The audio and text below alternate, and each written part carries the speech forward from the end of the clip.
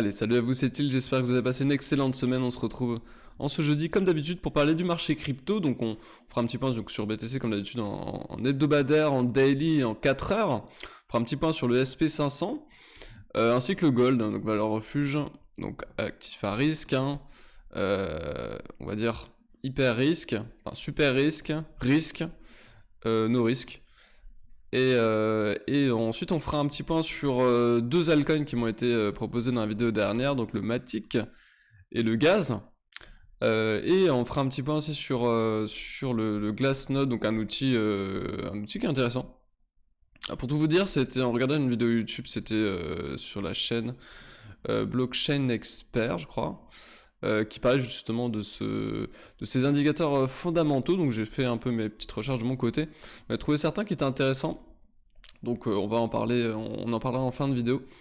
Alors, donc le BTC en hebdomadaire, écoutez, rien de spécial, rien de plus à dire que la semaine dernière, ni que la semaine d'avant, ni quasiment encore que la semaine d'avant. Enfin, là, ça fait globalement un mois qu'on se fait un peu chier, hein. Bon, en tout cas pour trading, il y a toujours du trading à faire, hein. En tout cas à court terme, c'est juste que là, bon, d'un point de vue swing, pour l'instant, il n'y a rien à part une compression. Au niveau du momentum, on voit qu'on n'a encore rien rechargé, hein. Concrètement, on peut aller creuser en plus, hein. Il n'y a pas de problème là-dessus. Toujours les niveaux, hein, de gap, hein, à venir chercher. Bon, on commence à connaître ça maintenant aux alentours des 9700, 650, tout dépendra du décalage qu'il y aura entre le CME et le marché spot ici. Et du coup avec toujours comme d'habitude, hein, le naked POC importante à 9002, le pivot annuel à 8200, et ainsi après tous les niveaux qui vont être hautement attractifs entre en gros 7000 et 6000. Donc pour l'instant, rien de plus à l'horizon, hein, toujours dans ce cadre de Cypher hebdomadaire qui indiquerait, qui tendrait plutôt à la baisse ici. Alors, le daily ici. Donc c'est intéressant, donc là j'ai tracé à peu près toutes les bull trends qui étaient possibles de tracer, et ce qui est marrant du coup, c'est que ça va nous faire un effet domino, hein. Si on commence à casser, ne serait-ce que les premières bull trends ici, excusez-moi, un peu du mal à parler aujourd'hui. Si on commence à casser les premières bull trends, ça risque de déclencher un effet domino et on risque d'avoir un fort mouvement, hein, qui risque de se déclencher dans les jours à venir. Voilà, ça devrait être, je pense, assez rapide ici. Ne serait-ce qu'une mèche, hein, où vraiment éclater les stops, ne serait-ce que ça. Je pense qu'on va assister à un mouvement qui va être relativement violent dans les jours à venir. Ça devrait pas tarder, honnêtement. Ici, je pensais que ça aurait pu se faire même carrément hier ou aujourd'hui. On verra. On verra ce que ça donnera. Mais en tout cas, ici, on voit qu'on est soutenu, hein, ici, hein, on va un petit peu plus zoomer. On est soutenu par cette book trend qui se situerait globalement ici, hein. Donc ça, c'est la plus courte qu'on puisse avoir. Voilà, donc il faut la tenir, hein. Il faut tenir ces bull trends, sinon on risque de déclencher un effet domino qui risque de nous envoyer beaucoup plus bas et carrément, oui, venir, pourquoi pas chercher le gap, hein, dans ces cas-là. Donc ici, en tout cas, en compression, avec un triangle forcément symétrique ici, hein. Donc ce triangle symétrique surtout visible concrètement ici, hein. En tout cas dans toute cette phase en fait, hein, ici. Globalement, je sais qu'il y en avait qui les traçaient là-haut, mais écoutez, moi j'en vois pas. C'est-à-dire que j'arrive pas à avoir un triangle symétrique qui indiquerait une continuation de la hausse en fait. Parce que du coup, il faudrait qu'il soit parfaitement... faudrait qu'il soit vraiment beau à ce niveau-là. Là, c'est pas vraiment le cas. On n'est pas venu rechercher ce niveau là-haut. Pour moi, c'est pas vraiment, on n'est pas vraiment dans le cadre ici d'un triangle symétrique de continuation en théorie plutôt haussière. Je pense qu'on est plutôt, on le crée, hein, cette phase de compression et qui crée ce triangle pour moi a eu lieu ici en fait, au moment où on est venu casser en fait, hein, le support ici, et quand on est venu le pullback. Donc la tendance court terme est encore, je trouve, largement orientée short actuellement. On tient pas les niveaux de Vegas, et il rejette encore les niveaux de Vegas, donc on n'arrive pas à se hisser au-dessus. Pareil pour le pivot hebdomadaire, on est rejeté ici par le pivot hebdomadaire sur la session d'hier. On a été rejeté par le pivot mensuel sur le daily ici, hein. On va zoomer un tout petit peu pour pour le voir, mais on a été rejeté directement en début de session, en début de session mensuelle, tout de suite, hein, au début on a été rejeté. Donc écoutez, pour l'instant ça fait beaucoup d'indicateurs qui indiquent des rejets plutôt de résistance, qui du coup pourrait amener à supposer qu'on pourrait casser des supports. Donc voilà, je pense que pour moi la théorie est plutôt short. C'est pour ça que qu'on reste couvert. On reste couvert en termes de hedge, hein. Enfin, je pense qu'il faut. Moi, en tout cas, je garde des positions short pour me couvrir, étant donné que je pense que là, le vrai risque, hein, ici, c'est vraiment plutôt la baisse, hein. Donc, forcément sur le H4, hein, on n'a rien de plus à part pareil, une compression, hein, forcément, une compression soit au niveau du momentum, hein, ici, et aussi au niveau du prix, hein, forcément. Donc, écoutez, compression, on va en sortir, ça va être violent, dans quel sens je pense plutôt la baisse, et voilà quoi, hein, rien de plus à dire à ce niveau-là. Donc voilà, pour moi, voilà, ce serait plutôt la baisse qui a lieu. Par contre, quand on fait une analyse du contexte autour, ça colle moins. Étant donné que là, alors j'avais fait une vidéo, donc il y a quelques vidéos, c'était pas la vidéo dernière, c'était pas la vidéo d'avant, c'était quelques vidéos où j'avais fait un point sur le SP. On avait dit qu'on avait ce niveau là des 3002 à venir rechercher, on est venu le rechercher. En plus, il collait au niveau du bas de Vegas, hein. Donc c'était vraiment un niveau parfait à venir retester. Il a été retesté quasiment parfaitement. Il a rebondi pour l'instant. Donc là, pour l'instant, on n'a qu'un creux. Ah non, on aurait peut-être deux creux. Ouais, on aura un creux divergent ici. Par contre, il faudrait zoomer en H4. Écoutez, pour l'instant, on reste haussier. En tout cas, sur les indices, sur le plus gros indice américain. Pour l'instant, tant qu'on passe pas en dessous de 3002, chez moi c'est encore largement haussier. Ceci dit, voilà, ce qui pourrait se passer ici, c'est que là on retourne, hein, sur des résistances. Donc à la limite, si on a un rejet ici, si on retourne chercher juste le plus bas et on reteste encore Vegas, qui nous créerait peut-être un double creux, même si c'est haussier daily. Si on a cette jambe de baisse qui est faite sur le marché traditionnel, étant donné qu'il a surperformé le BTC actuellement, en tout cas dans cette reprise ici, il y a des chances que BTC du coup lui plonge et vienne chercher un excès divergent, lui, par contre. Donc vienne chercher plus bas, étant donné que là il s'est beaucoup moins repris. Donc ils viennent chercher plus bas et ensuite qu'ils se reprennent. Donc par la suite, ça c'était le scénario haussier qu'on avait mis en évidence. Donc s'il y avait un scénario haussier, pour moi c'était plutôt celui-là. Donc voilà, on verra, on reste en attente de ça, mais pour l'instant, écoutez, ça reste haussier sur le marché américain, donc pas de changement de tendance à venir en tout cas. Et sur le gold, c'est pareil. Enfin, c'est bon, on a retourné entre guillemets le contexte Vegas. Là, on passe en dessous.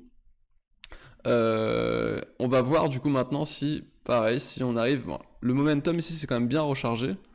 Étant donné on pourrait avoir on a quand même ici une belle divergence cachée, hein, haussière en préparation. Ceci dit, maintenant il faut la valider. On a un cross bear quand même ici, donc c'est pas fou, mais c'est pas ridicule. Le gold est globalement est quand même vraiment plutôt haussier. Après, on pourrait aussi très bien se retrouver dans un contexte où le gold monte, le dollar monte et les actions montent, hein. C'est un peu même s'il y a forcément un menteur, c'était un peu le jeu. Ça arrive de plus en plus souvent. Donc, écoutez, ici pour l'instant, ça pourrait coller, hein, avec notre analyse globalement du SP, qui du coup là serait sur un pullback lui plutôt retest de résistance, donc pullback bearish, hein, et ici on serait plutôt sur un pullback bullish, donc ce qui amènerait par la suite une continuation de la hausse sur le BTC. Et pourquoi pas quand il se reprendra, peut-être surperformer un peu les marchés américains. On verra ce que ça donnera à ce niveau-là. Au niveau du Matic, on passe sur les altcoins du coup ici. Le Matic qui est en train d'envoyer une semaine qui est franchement pas très belle, hein, ici, étant donné que le support en cours de clôture se retrouve ici aux alentours des 160, des 170. Des 170, oui, c'est ça. Ouais, c'est ça. C'est à peu près 170. Oula, le trait était vraiment très mauvais. Voilà, aux alentours des 170. On aurait quand même les mèches ici à 150. Ceci dit, même si le clôture comme ça, je trouve pas ça fou, étant donné qu'on déborde déjà les mèches et qu'on le fait en clôture. Donc franchement, pas fou, hein, Matic. Clairement pas fou. Je pense que la zone pour retrouver des achats, je pense que ce sera plutôt au moins le creux ici. Donc là, on voit qu'on a un creux. On a un creux à ce niveau-là. Bon, je vais arrêter de tracer parce que là, je fais absolument nimp. On a un creux ici. Donc à 80 à 87. Pourquoi pas ici les plus bas. Entre 80 et 57 à la limite, pourquoi pas. Ça fait quand même une baisse très importante, hein, même par rapport à ici. On peut avoir encore un moins, un moins 70%. Bon, j'y crois pas tant que ça. Mais pourquoi pas. Pourquoi pas, là c'est pas fou, là il est vraiment dans son range, hein, il se faisait rejeter par le pivot annuel, hein, ici, un pivot annuel qui a été rejeté de très nombreuses fois. Ici en cours de clôture, hein, là en mèche, là pile poil une mèche dessus. Pour l'instant ça n'a rien dossier. Ça n'a rien dossier. Ce coin c'est vraiment un vrai range, hein, ce truc. Hein. Donc plutôt venir chercher, pourquoi pas, la pente basse totale, hein, du range. Donc plutôt, je pense, moi je serais plutôt tenté de chercher des achats aux alentours des, ouais, à partir de 80, allez on peut mettre même 85, 85 et 50. Donc voilà pour le Matic. Pour le gaz, on est dans un range d'accumulation. On est dans un range, hein, pur range, hein, on va le tracer. Ici, prendre les points où il y a le plus de points, entre guillemets. Entre 2100 et 1003. Satoshi, il faut pas le casser à la baisse. Il faut pas le casser à la baisse après une consolidation à plat comme ça. Sans vrai rebond, il faut pas le casser à la baisse, sinon on n'ira plus bas. Donc, on a forcément un TD9 au bottom. Monthly ici. Bah écoute, c'est vraiment un range ici. Il n'y a pas franchement grand chose à part payer un support. Payer un support avec un setup qui rentre, dans ce contexte. Qui aurait que je pense payer un support ici. Ou attendre une cassure baissière et attendre un excès divergent. Monthly, je sais même pas si c'est franchement possible. Tellement pas d'historique. Attendre un excès au moins divergent hebdomadaire, du coup, avec un setup qui pourrait avoir lieu. On voit qu'on a les bandes de Bollinger qui sont quand même très bien resserrées, donc là clairement il faut pas franchement break à la baisse, hein. Sinon on peut aller plus bas, on peut aller beaucoup plus bas et plus fort, donc on fait attention à ce truc. C'est pas fou, franchement pas fou, il y a mieux, enfin, il y a mieux. Non, en vrai c'est pas mal, hein, c'est pas mal parce que c'est quand même plutôt bas. Mais quand même dans la range d'accumulation, on veut acheter ce genre de choses, donc ça se tente. Après, oui, après il y a forcément mieux en termes de cours, hein, il y a d'autres coins qui se... Bon là c'est pas vraiment que ça, c'est juste un utilitaire, mais il y a d'autres coins qui sont plus chouettes. Le Glassnode, donc ça c'est l'outil que je voulais vous présenter. C'est un indicateur, donc c'est des indicateurs fondamentaux basés sur, il scrute la blockchain, il regarde un peu.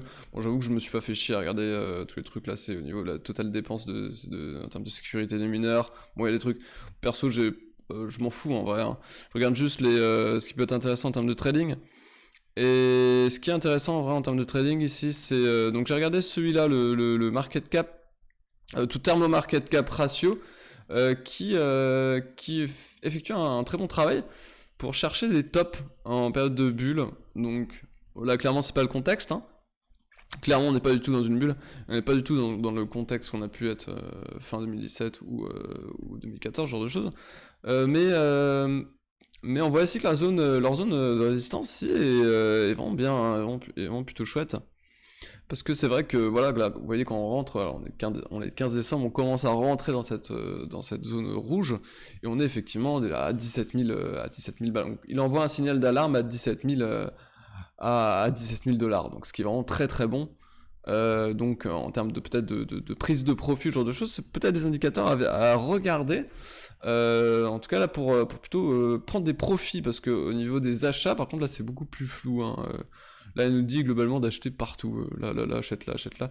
Bon, c'est moins fou, ok, ça fonctionne à peu près, mais bon, on peut se retrouver quand même sur un drawdown de 40% facilement. Donc, parce que là, vous voyez, ce qu'on commence à acheter ici, bon, on achète à 500, et c'est quand même descendu à 100, voire plus bas. Donc, ouais, au niveau des achats, c'est pas fou. Au niveau des prises de profit, des signaux de prise de profit, en tout cas, c'est vachement intéressant. Ici, par exemple, ça marche pas mal. Ici, ça marche aussi pas mal. On commence à rentrer dedans à 800 balles. On est un peu avant. Quand on va rentrer dedans, on est à 800 balles. Et voilà, le top, on l'a marqué à 1100. Donc, c'est vraiment très bien. Il y en a eu un autre aussi, ici, je crois. On commence à rentrer dedans. À 23, il monte, il m'a monté au-dessus, je sais plus à combien il monte exactement, il passe pas les 40, je sais plus exactement où il monte, mais ce signal a été aussi bon, donc tous les signaux globalement de top, ici, à part celui-là, ici, qui n'est pas donné sur l'indicateur, et parce qu'on rentre pas on rentre pas dans zone rouge, tous les tops, les 3 tops ici sont, 3 tops sur 4 globalement, sont donnés sur cet indicateur, donc à vérifier, hein, pourquoi pas, donc quelque chose à regarder de côté, à mettre de côté, en tout cas si on se retrouve dans un contexte de bulle d'ici 1 à 2 ans, ou 3, j'en sais rien. Le timing c'est pas faisable, on peut pas connaître le timing en trading. Voilà, donc à voir, à mettre de côté je pense, et à vérifier, je le checkerai de temps en temps pour voir si à un moment on rentre pas dans les zones critiques. Celui-là de mémoire c'est plutôt au niveau des achats qui était intéressant. Quoi, c'est au niveau de la difficulté Ribon, qui donne des bonnes opportunités d'achat apparemment, et c'est vrai qu'il donne des assez bonnes opportunités d'achat. Donc là, vous voyez, zone bleue. Toutes les zones bleues ici, c'est là où globalement où il dit d'acheter. Et c'est vraiment pas mal en fait, hein. Il dit toujours d'acheter dans des phases d'accumulation ou des phases de confirmation de tendance haussière. Ici pareil, hein. Il te dit d'acheter ici le petit pullback. Il dit forcément d'acheter le bottom ici quasiment. Et là toute la phase d'accumulation avant de break ici. Plus toute la confirmation en fait, hein, jusque là. D'acheter, donc vraiment très fort pour le coup. Même ici une petite touchette là, dedans, à ce moment-là, avant juste une hausse, ensuite il en ressort, il revient avec le Covid, donc après Covid il revient dedans, là, toute la phase d'après Covid, et là il dit qu'on serait encore plutôt bien pour acheter. Donc ok, pourquoi pas, on peut être dans des scénarios type ici, où on en a été déjà, voilà, on a marqué un bottom, on en est ressorti, on y rentre encore une fois sur de la continuation haussière, donc pour être dans de la continuation haussière ici. En tout cas en termes de weekly, je pense de toute façon que c'est le cas, mais on verra si c'est le cas concrètement par la suite. Mais effectivement l'indicateur ici dit ça, dit que ce serait plutôt en tout cas favorable de passer sur des achats sur 6 niveaux, donc écoutez, pourquoi pas. Historiquement il est plutôt bon en tout cas. Et ouais, celui-là est un peu moins bon. Il est un peu moins bon. Il donne des signaux d'achat et de vente qui sont pas dégueux. Voilà, parce qu'il rentre ici. Donc les signaux d'achat et de vente ici sont pas dégueux. Ceci dit, les timings sont pas forcément dingues. Donc celui-là, c'est clairement pas mon préféré. Vous voyez ici qu'il donne des signaux avant quasiment avant les 10 000 $. Donc il y avait encore 50% à aller chercher à la hausse. Bon. Celui-là, je le garde quand même parce qu'il donne à la fois des signaux d'achat et de short qui sont, enfin, et de prise de profit plutôt, qui sont pas si dégueux, mais voilà, c'est pas fou non plus. Je préfère largement utiliser les deux là pour regarder lui plutôt les achats, donc le difficulty ribon compression plutôt les achats, et l'autre market cap to thermo market cap ratio. Tarpo cap, pardon, ratio plutôt ici les ventes, enfin en tout cas les prises de profit, hein. Shorter ça c'est pas possible, hein. On va pas shorter une bulle pareille. Voilà. Voilà, donc je pense que j'ai fait le tour de ce que je voulais dire, cette semaine. Le BTC toujours, voilà, en compression, on attend la sortie à la hausse ou à la baisse, on verra. Et voilà, rien de plus à dire concrètement pour cette semaine. Allez, je vous laisse passer une très bonne semaine. On se retrouve la semaine prochaine. Allez, salut!